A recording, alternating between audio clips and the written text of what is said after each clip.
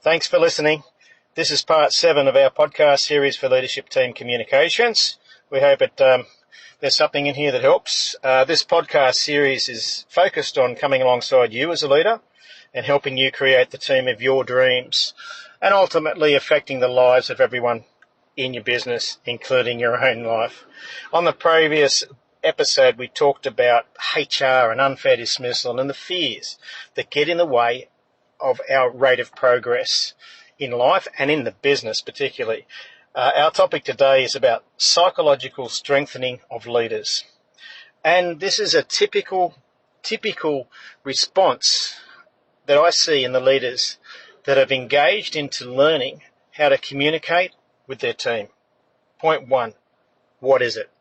So what is it? What is psychological strengthening?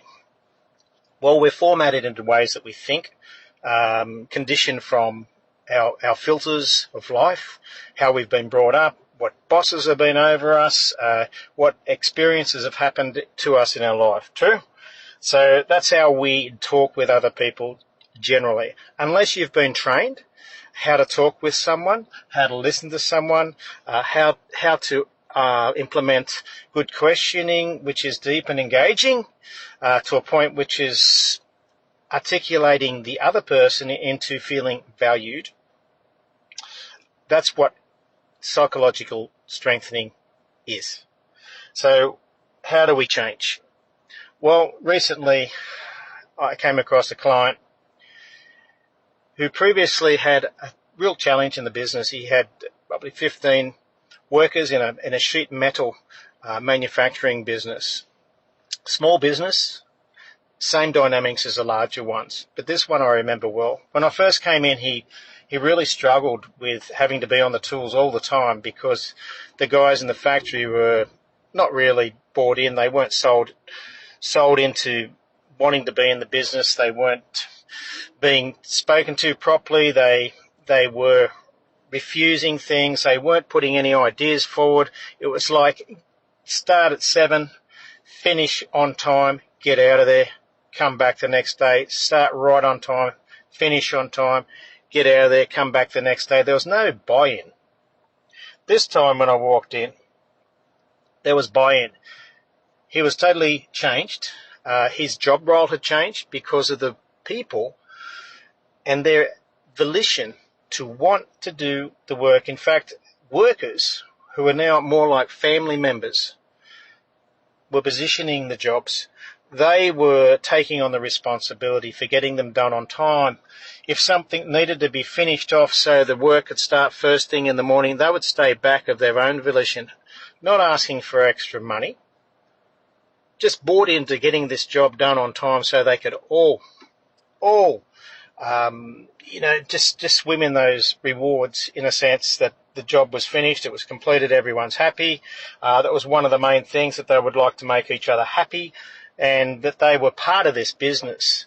Now there's more to it, obviously, how he became more engaged with the guys. It was about the psychological strengthening and understanding by learning how to speak with people, how to engage them and how to help them know that they're valued. So what's it going to mean to you and your business? It's going to mean that change will happen. Rate of growth will change. Employees that were dropping off, maybe dropping off before or being disengaged, will engage. So what's that going to mean to efficiencies? Efficiencies are going to come up. The need for more employees will drop, and the engagement is going to cause the retention of each individual wanting to stay in your business because it's a good business. It's a great business. It's a best opportunity that they're going to find. This is what they've got to come to their own conclusion about.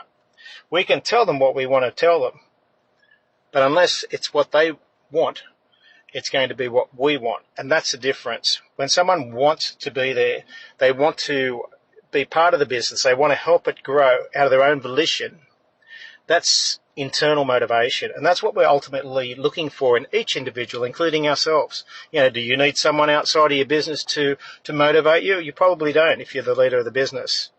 That's why you have a business. So if we can help someone to be internally motivated, what's it going to mean to their life? How are they going to feel when they get home, and how are they going to feel when they come back to work the next day? Are they going to want to buy in and get things done? Well, absolutely yes. In this sheet metal company, the change was extreme. The happiness level of everyone in the business changed, and that was bringing another dimension to the business. It was actually enjoyable now, whereas before it was a real pain coming to work. All it was stress. Today, there's enjoyment, there's growth rates that they hadn't seen before, there's profitability that's gone up, efficiencies have increased, and the need for another employee has been squashed at the moment because of the efficiency levels of the other guys.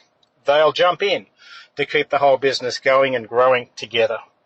So I hope that makes a little bit of sense, and just, loading your head and your heart together into helping everyone in the business will bring a smile on many, many dials. I hope you have a chipper day.